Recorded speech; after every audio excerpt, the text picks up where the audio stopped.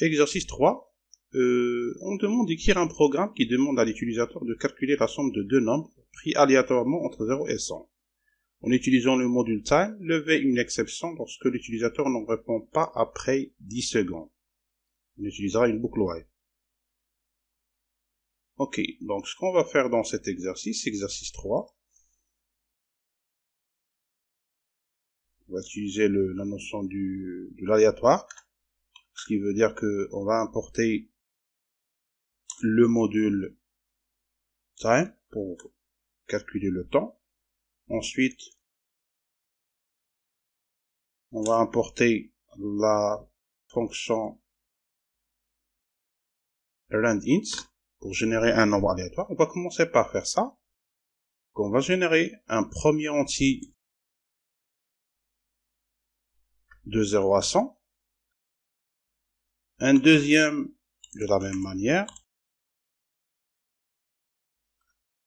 puis on va répéter le fait de demander à l'utilisateur de saisir de calculer la somme, qui veut dire que on va utiliser une boucle, on va forcer le programme à entrer dans la boucle, grâce à la valeur true de la boucle while. Ensuite, on va demander à l'utilisateur de donner la somme de, voilà, ici on utilise la fonction input. Donc on va faire une concaténation avec, premièrement, la valeur de A, convertie en chaîne de caractères, plus la valeur de B. Voilà, on va faire plusieurs concaténations, on va retourner à la ligne, en informant l'utilisateur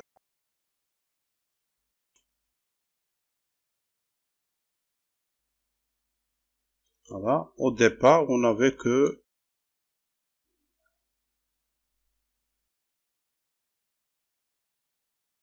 « 10 secondes » pour le faire. Voilà.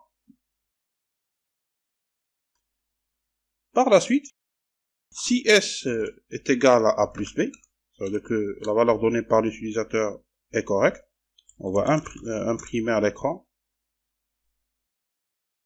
Votre réponse est correcte. Le travail est terminé, on va sortir de la boucle. Sinon, il faut voir le temps. Si ce qu'on va faire, c'est pour ça qu'on a importé le module time, avant d'entrer dans la boucle, on va calculer. Dans le module time, il y a une méthode de time qui renvoie l'heure se forme le temps qu'il fait se forme d'un nombre de secondes. Et par la suite, on va voir est-ce que, dans ce cas, 10 secondes moins le temps généré une deuxième fois, on va générer une deuxième fois le temps se forme d'un nombre de secondes. Si on fait la soustraction avec la valeur de T1, voilà, on trouve que c'est supérieur strictement à 0, ça veut dire que on n'a pas encore dépassé 10 secondes. Voilà. On va afficher un message. Voilà, vous pouvez retenter, voilà, retenter votre chance.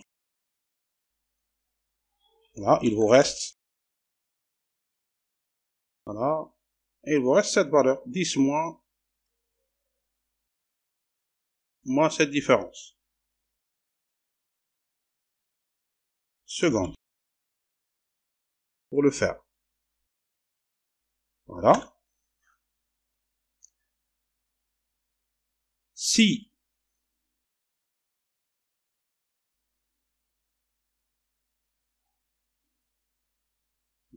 quelle que soit la condition, que la réponse soit correcte ou non correcte, si cette différence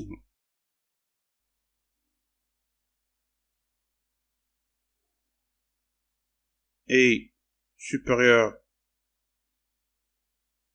voilà, si 10 moins, bien sûr, si la différence est supérieure ou égale à 10, bien sûr, on aura une différence négative. Si ça c'est supérieur ou égal à 10, ça veut dire qu'on a dépassé les 10 secondes données. On va forcer la génération d'une exception de type stop iteration. Et on va personnaliser le message. Votre temps est écoulé. Vous avez perdu. Et voilà. On va essayer de simuler le fonctionnement de ce programme. Voilà. On a fait T1. Voilà, ici c'est T1 égale. Voilà le programme qu'il faut écrire. On exécute. On va donner la somme de 42 et de... On va donner n'importe quelle valeur. 123. Voilà, vous pouvez retenter votre chance. Il vous reste 5 secondes. Donnez la somme de 42.